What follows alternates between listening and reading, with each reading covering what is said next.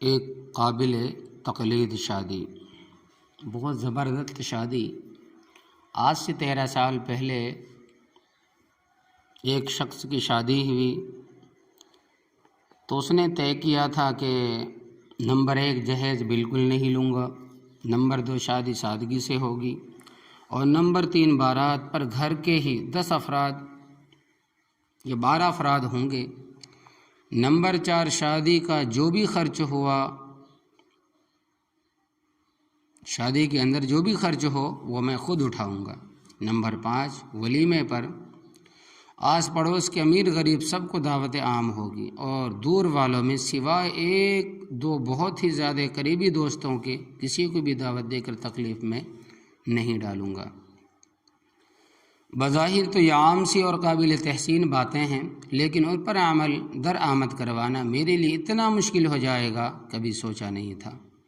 اس کی بڑی وجہ یہ تھی کہ میرے اور میرے ہونے والی بیگم دونوں کے خاندان مالی طور پر بہت مستحکم اور سارے رشتہ داروں میں امیر تھے۔ پھر میرے خاندان میں سب سے بڑا لڑکا اور میری بیوی اپنے خاندان میں بڑی لڑکی تھی، اور ان کے خاندان میں کافی عرصے کے بعد کسی لڑکی کی شادی ہو رہی تھی، اس لیے سب کو شادی کی رسموں کے شوق پورے کرنے کا بڑا شوق چڑھا ہوا تھا۔ میری قریبی رشتہ دار خواتین سادگی سے شادی پر بہت برہم اور غصہ ہو رہی تھی، تو اپنے سسرال والوں کو جہیز نہ دینے پر منانا بہت ہی مشکل تھا۔ پھر بارات میں رشتہ داروں کو شامل نہ کرنے پر سب کے ہی ناراض ہونے کا خطرہ بھی تھا، لیکن میں نے سب پر عمل کیا الحمدللہ۔ میں نے دھونس اور غصے کے بجائے دلیل اور پیار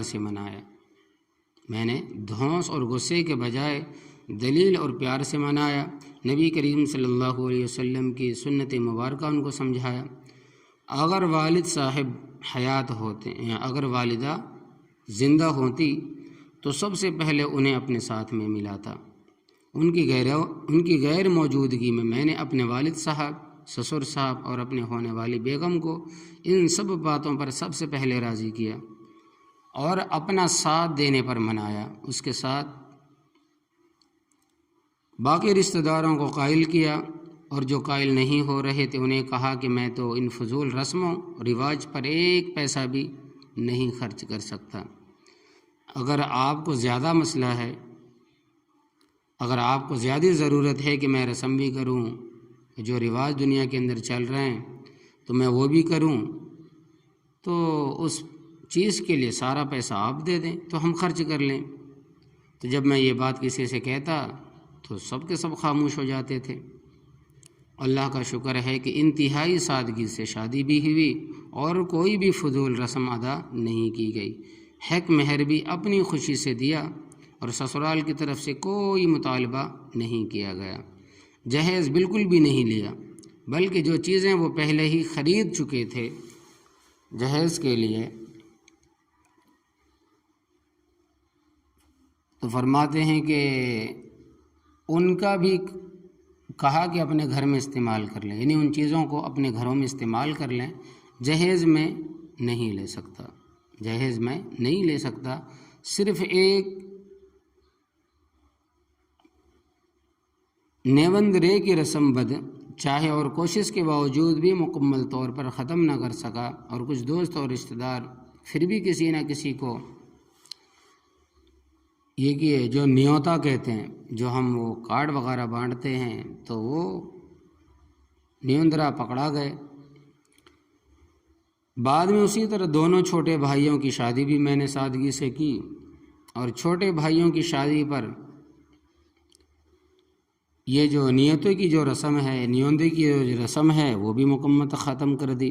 اس وجہ سے کہ بھی دعوت دے، زبان سے کہتے ہیں کہ فلاں دن میری شادی ہے، یہ میرا ولیمہ ہے، آپ آ جائیں۔ یہ جو لاکھوں کا خرچ کرنا، ہزاروں کا خرچ کرنا، ایک کارڈ تقریباً 100 روپے 200 روپے کے کارڈ لوگ بناتے ہیں، 800 روپے کی کارڈ بناتے ہیں، تو یہ کیا ہے؟ یہ فضول خرچی نہیں تو اور کیا ہے؟ تو فرماتے ہیں کہ وہ بھی مکمل طور پر ختم کر دی چھوٹے بھائیوں کے اس میں۔ ان دونوں شادیوں پر بھی کچھ رشتہ دار ناراض ہوئے، لیکن کچھ عرصے بعد سب مان گئے۔ شادی پر کچھ رشتہ دار بارات کے ساتھ نہ لے جانے، فضول رسمیں نہ کرنے کی وجہ سے ناراض ہوئے، لیکن شادی کے کچھ ہی عرصے کے بعد خود ہی مان گئے۔ شادی کے بعد اپنے گھر کا سارا سامان خود اپنے پیسوں سے لیا۔ اللہ تبارک و تعالیٰ کا کرم ہے کہ ہر سہولت میرے پاس میسر۔ میرے دونوں بھائیوں نے بھی جہیز نہیں لیا تھا، اور اب اللہ کا کرم ہے، اللہ تبارک و تعالیٰ کا شکر ہے کہ ان دونوں پر بھی اور ان کے گھر بھی ضرورت کی ہر چیز موجود ہے۔ آج کے نوجوانوں سے کہوں گا، شادی اور گھر کے تمام اخراجات مرد کے ذمے ہیں، تمام اخراجات مرد کے ذمے ہیں۔ اسی لیے سب سے پہلے تو پڑھائی کے ساتھ ساتھ ہی کچھ نہ کچھ کام کر کے اس قابل ہو جائے کہ شادی کا خرچ اپنے ذمے لے سکے، تاکہ یہ شکایت ہی نہ رہے کہ میرے والدین میری شادی نہیں کرتے۔ دوسرا یہ کہ جہیز کی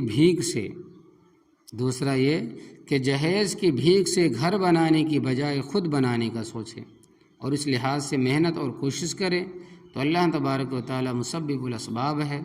تیسری اور آخری بات یہ کہ فضول رسموں کے لیے اکثر خواتین ہی شور مچاتی ہے، تو کوئی بھی کہے، چاہے ماں ہو چاہے بہن ہی کیوں نہ ہو، تو اسے کہیں کہ شادی کے اخراجات کے لیے آپ اپنا زیور، موبائل، اپنے جو چیز آپ کے پاس ہے وغیرہ بیچ کر آپ پیسے دے دیں تو میں وہ ساری چیزیں کر لوں گا۔